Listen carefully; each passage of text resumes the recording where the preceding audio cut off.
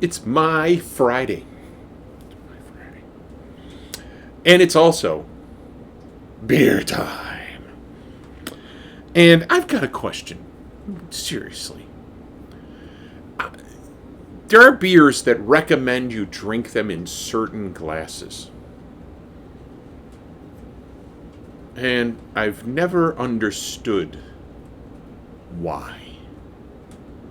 So if anyone wants to chime in down below, your theories or your facts about why you should use a certain glass to drink a certain style of beer, please make use of that section down below. Because, I was watching another reviewer, and he was talking about, I think he called it a tiku or a goblet. Well, it was, I know what a goblet is. I mean, this schooner is sort of a goblet, and I've been hanging out with brewmeisters from microbreweries, and like, you should try this one, and they rush off to get a special glass to try that beer, and I just never understood it, because I can understand wine glasses. You're not supposed to hold the body of the wine glass. You're supposed to hold the stem, because it can affect the temperature of the wine. And I understand that. But, why do I have to drink an imperial stout in a brandy sniffer? I mean, why not? What's the matter with the pint glass? So, just curious. So, anyway, the beer I have for you today has a very nice can. And it's called an Alaskan Amber. Alt Style Amber. 5.3% alcohol by volume, 12 fluid ounces. Let's see if it's got any legends on the can. Oh, there's a big spot in the middle of the glasses. Government warning. Don't go crabbing if you're drunk and pregnant. Brewed by Alaskan Brewing Company in Juneau, Alaska. Juneau. And no legend at all. But beautiful can art. Beautiful can art. Look at that. The Alaskan Amber. It's so pretty. I'm all ready to bathe some seabirds in Dawn dishwashing detergent. That's how Alaskan I'm feeling right now. So, and I am going to drink this fine 12-ounce beer. Whoa, foaming like a bastard. I'm going to pour it fast. Wow. I'm going to have to do laundry again. I sure hope that this isn't the same effect. All right, I dumped this thing into my Cheers mug as fast as possible because it started geysering out the top. Don't know why. It's not like I was shaking the damn thing up.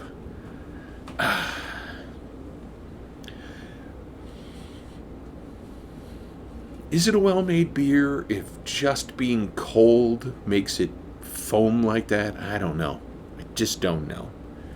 Because it's not like I was whipping this thing around. I pulled it from the refrigerator, I came in here, I set it on the table, and then I set up the camera, and then you saw what I did. I looked at the sides of the can and showed you a picture of it. Why did it launch beer out? And now I have to do that laundry that I did the other night again. Here's to hoping that it's a better tasting beer, though. So, anyway, it is a clear beer, but it is a deep amber. Well, middling amber. Here, I'll show you a picture of it. See, you can see. Middling amber. So, the head is an off-white, an eggshell, if you will. And it seems to be, well, not really collapsing much yet.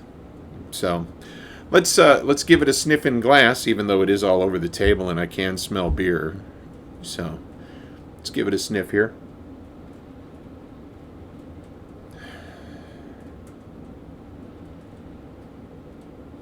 nothing distinct about it. It's called an alt style ale. I don't really know what that means. I've never heard of an alt style ale.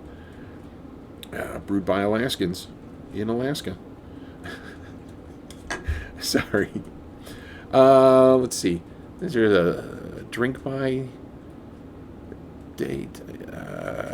Drink by 3/3/26. So we're coming up on the end of that. So I don't know. As I said before, I really don't put much cotton into that bag when it comes to expiration dates on beer. So let's just tuck in and see what it's like.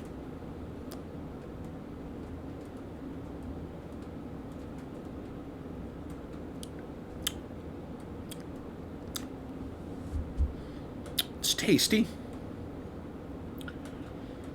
It's got, it's not like crazy, like, wow, I'm loving this. But it's not bad. It's not bad for an ale. Not sure, like I said, what alt style ale means. I'll probably look it up posting of this video because that's the way I am all the time. So,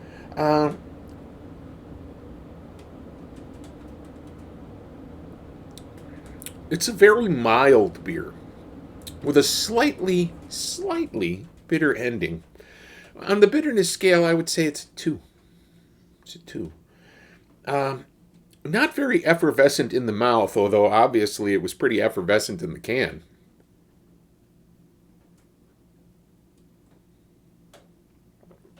I've had yeasty beers that were quite foamy, ones that had a bit of sediment on the bottom of the can, that when you open them, they became violent and robbed a 7-Eleven.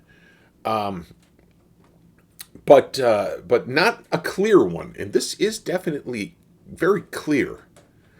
I know that you can't tell through this. My Cheers mug. Cheers. Actually bought this at the bar in Boston. Cheers.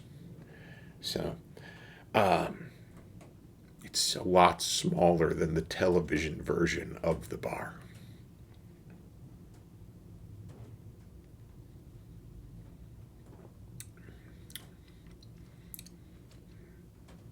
It's interesting. The more I drink it, the more subtle flavors come out. But it's still a very, very mild beer. Like, you could drink a lot of these easily. I could drink a lot of these easily. It's not exactly a crisp beer, but it is pretty clean swallowing.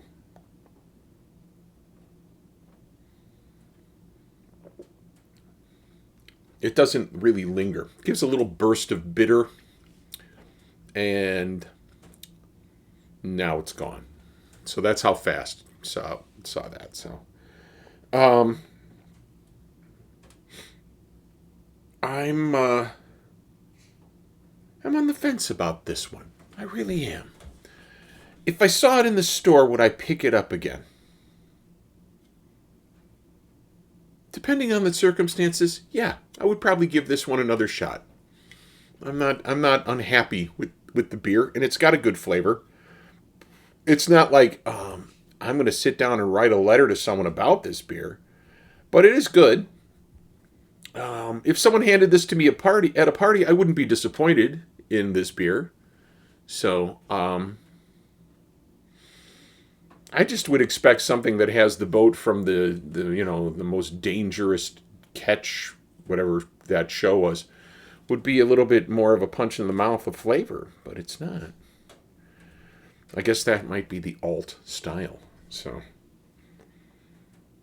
it's definitely not the old style.